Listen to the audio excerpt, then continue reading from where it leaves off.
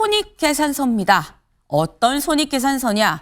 기사 같이 볼까요? 한국일보가 지금 자체적으로 받는 이 손익계산서 보면 일단 성과, 안보 분야에 있어서 지금 나왔죠. 워싱턴 선언이 있습니다. 지금 이 확장 억제를 좀 강화하고 핵 협의 그룹을 만들었다라는 거. 하지만 안보에 있어서 한계, 이게 결국 어떻게 운영이 되느냐가 관건이다. 효과적인 이행이 될 수 있느냐 문제인 거다. 사실상 핵 공유 발언을 놓고 한미 간에 좀 이견이 있더라라는 거. 그럼 안보 말고 경제 부분 59억 달러 투자를 유치하고 MOU 50건을 지금 체결을 했습니다.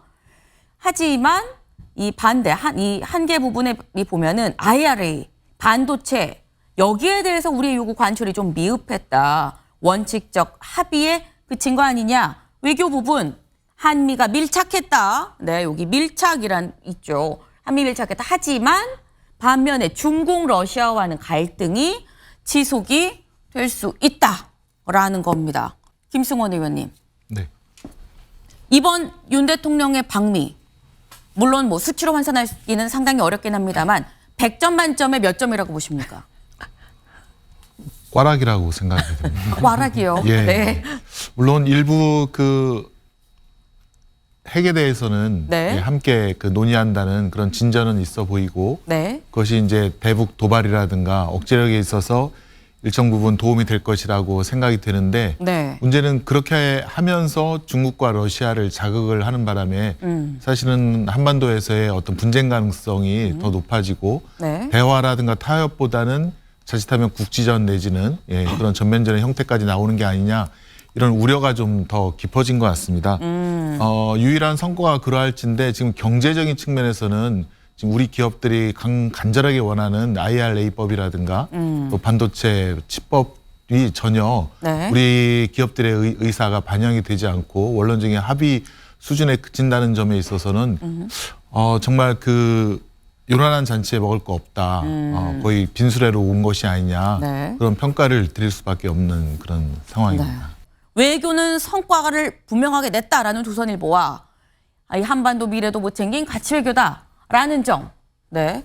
지금 굉장히 좀 극명하게 갈린다라고 볼 수 있을 텐데 여기에 대해서 좀 여쭤보겠습니다. 외교의 성공이다. 가치 외교다. 네. 그 우리나라가 핵무장할 수 있는 가능성을 원천적으로 봉쇄당했다는 지적이 있어서 허락을 주었습니다. 네. 지금 대통령실 반응을 보면 북한이 핵무기를 갖고 있다는 전제하에 이런 그 핵 외교를 갖다가 진행하고 있는데 네. 지금 걱정되는 점은 그렇다면 일본도 평화헌법 개정하면서 핵무장으로 갈 수 있는 충분한 가능성이 보여지고 있는 이 상황에서 네. 우리나라가 미국의 핵 우산만 빌려 쓴다?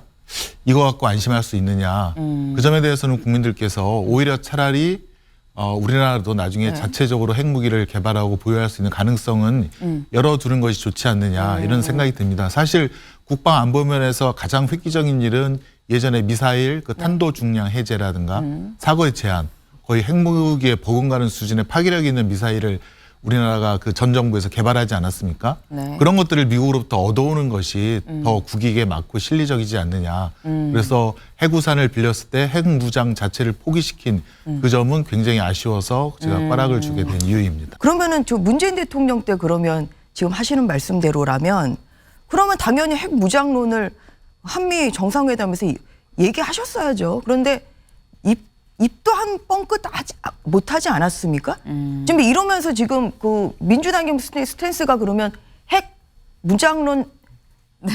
핵무장론 찬성이다. 저는 지금 이렇게 받아들일 수밖에 없고요. 그렇다고 하면 아니 지금 말씀하시는 걸 들어보면 민주당이 그동안에 핵무장론에 찬성을 했구나 저는 이제 그 생각이 들어요. 그리고 그거는 그동안에 문재인 정부 시절에 이거는 전혀 내게 나왔지 않은 것이다. 네. 이제서야 지금 갑자기 핵 무장을 포기를 하는 것이 잘못된 거다. 이것은 결국은 문재인 정부에서의 시작된 것은 전혀 언급하지 않고 지금 이번 그 방미 성과만 가지고 얘기하는 것 자체가 민주당이 정확히 이 지금 시청자들 앞에서 의견을 밝혀주시기를 바라겠습니다. 네, 김 의원님. 예, 제 말의 중간을 전주혜 의원님이 잘라 드셨는데요.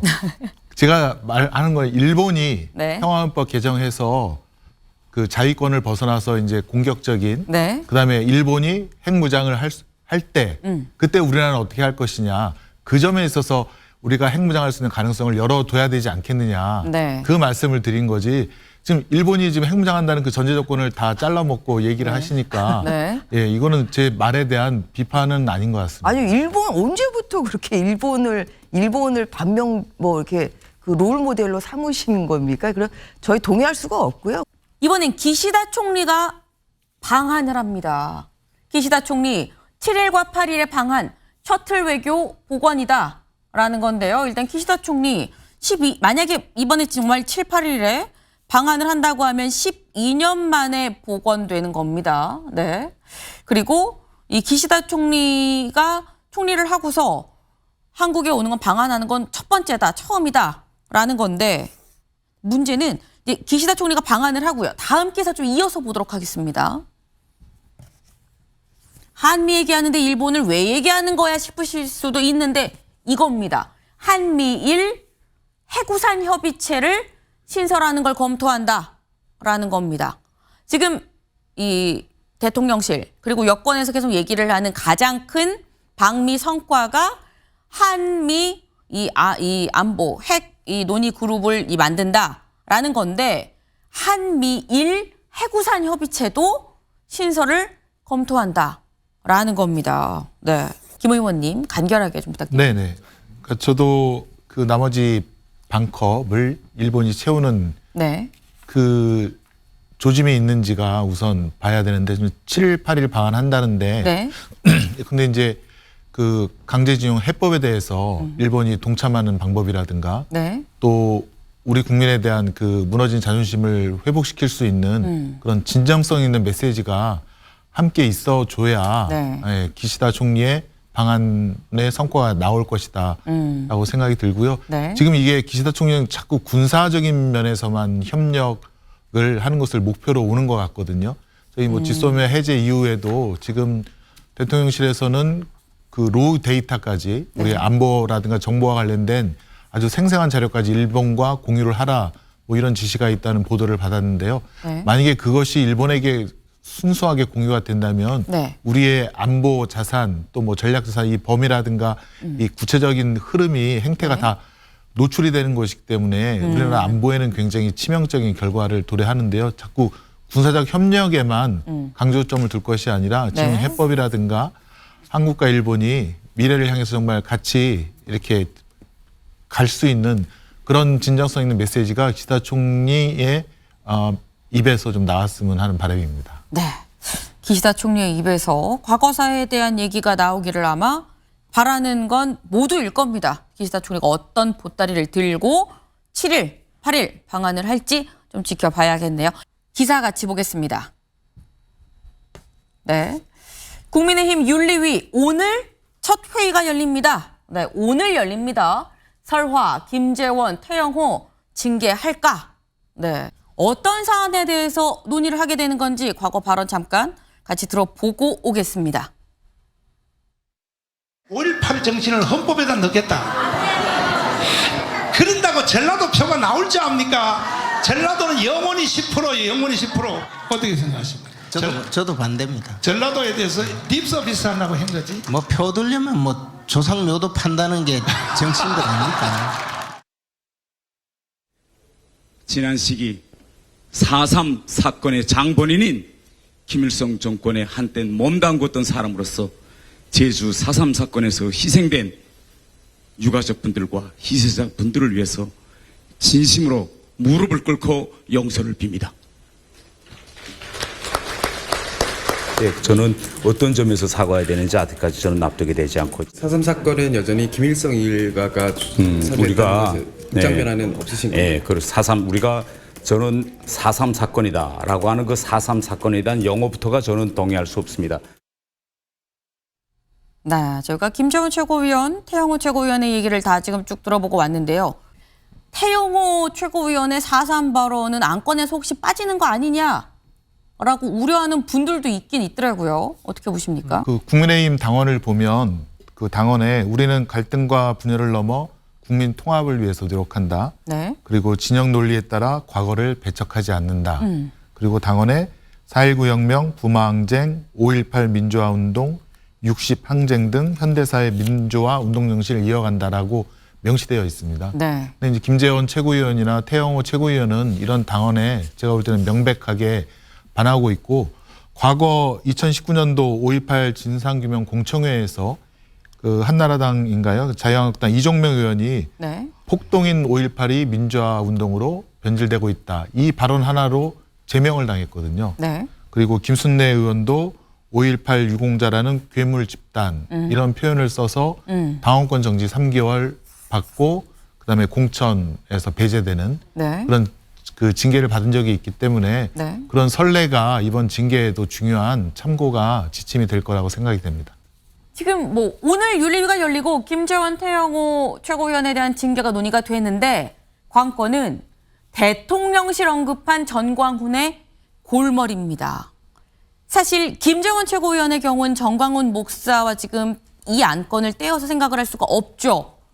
전광훈 발 지금 사실 징계가 이 징계위가 좀 열린다라고도 볼 수 있는 건데 홍준표 대구시장은 상임 고문에서 해촉이 되기도 했고, 그런데 전광훈 목사가 대통령실을 언급을 했다.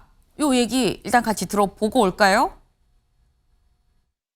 오늘 아침에 일찍이 And today morning, 청와대 대통령실로부터 제가 전화를 받았습니다. I've gotten a call from the Blue House, 대통령께서 미국을 가십니다. and the president is going to America. 목사님, And pastor, 반드시 저 민노총 세력을 막아주세요. you must surely block off that KCTU force. 노동절날 저 반국가 행위를 On May Day that they're trying to go 이거는 against the government. 목사님 외에는 막을 사람이 없습니다. And you, Reverend, there's no one to block off this action. 제가 이렇게 대답했습니다. And I answered, 걱정하지 마시고 you don't need to worry about 미국에 this. 잘 다녀오시라고 And 말씀하시고 success to your. 반드시 대한민국은 우리가 지켜낼 것입니다. And we will surely protect the region of South 동의하십니까? Korea. Do you agree to this? 일단 국민의힘에서 뭐라고 이제 얘기를 했느냐, 논평을 내놨습니다. 지금 강민국 대변인이 논평을 내놨는데요. 전광훈 목사의 주장 허무맹랑한 주장으로 사실 무근이다. 민주당이 전 목사 뒷배가 대통령실이라는 이런 황당한 가짜뉴스를 퍼뜨리기에 나선 거다라고 하면서 아니다, 사실 무근이다 라고 지금 이 국민의힘에선 얘기를 했습니다. 네, 김승원 의원님. 네, 그 문제는 그런 것 같습니다. 일단은 전광훈 목사의 저런 말이 계속된다는 점이 첫 번째 문제고, 두 번째는 그 말을 믿는 사람들이 있다는 것이 문제인데요. 네. 좀 아쉬운 거는 지금 이제 국민의힘에서 입장 표명을 하셨는데, 네. 제가 볼 때는 대통령실에서도 이에 대한 단호한 입장 표명, 그다음에 지금 대통령실에서 강조하는 게 가짜 뉴스 척결하겠다는 거 아닙니까? 보면 이게 가짜 뉴스인데 대통령실에서 보면 그러면 형사 고소 고발이라든가 강력한 조치가 필요하지 않은가. 근데 지금 대통령실이 묵묵부답을 하고 있거든요. 네. 오히려 이런 걸 계기로 해서 가짜 뉴스라고 단정하고 형사 고발한다든가 이걸 해야 그거를 믿는 국민들도 아 이게 사실이 아니구나라고 자기 생각을 좀 바꿀 수 있을 것 같습니다. 가짜 뉴스라면 대통령실에서 전광훈 목사에 대해서 고소고발 조치해야 되는 거 아니겠느냐. 그게 앞뒤가 맞다라는 말씀. 불법 자금 살포 의혹을 받고 있는 송영길 전 대표의 집과 후원 조직이 압수수색을 지금 당했습니다. 이게 토요일 날 오전에 있었던 일인데, 네, 토요일 오전에 귀국 닷새만이었었죠. 예상보다 좀 빠르게 압수수색이 들어갔습니다. 송영길 전 대표의 뭐 자택 그리고 뭐 후원 조직에 대한 압수수색. 뭐 예상이 됐었던 바긴 합니다. 그런데 예상보다는 좀 빨랐어요. 어떻게 봐야 되죠? 네네. 지금 그 녹취록 내용과 상황이 네. 100% 맞지는 않는다라는 그런 좀 반증들이 하나둘씩 나오고 있는 것 같습니다. 예, 그래서 검찰에서도 압수수색을 할 필요성을 자꾸 느끼는 것 같고요. 두 번째는 왜 토요일 날 그렇게 일찍 했을까? 네. 그 점에 대해서는 저는 그 이정근 씨 변호인 정철승 변호사가 네. 4월 28일 날 검사와 또 그 언론 보도한 JTBC 기자분들을 형사 고소한 네. 고발한 그 점에 저는 주목하고 싶은데요. 그 1,500시간에 이르는 네. 하루에 8시간 들어도 6달을 들어야 되는 그런 녹음 파일을 네. 녹취록으로 만들어서 그거를 전달한 것은 그러면 검사밖에 없지 않느냐, 검찰 조직밖에 없지 않느냐라는 합리적인 의심을 갖고 정천승 변호사가 고소고발을 4월 30일 했는데 네. 제가 듣기로는 그날 관련된 사람을 수사하다가 검찰에서 돌려보내고 우리 긴급 회의가 잡혔다라는 얘기를 들었습니다. 네. 긴급 회의를 하고 나서 네. 처음 나온 게 5월 1일 송영길 전 대표에 대한 그 압수수색. 예, 그것이 나왔는데 지금 오늘 정철승 변호사가 또 언론인 상대로 설명회를 한다는 거 아니겠습니까? 어떻게 보면 지금 요 수사를 하는 그 속도를 더 빠르게 하고 네. 또 국면을 또 좀 전환시키고 그러는 정치적인 목적도 있지 않는가라는 저는 좀 의심을 좀 해보게 됩니다.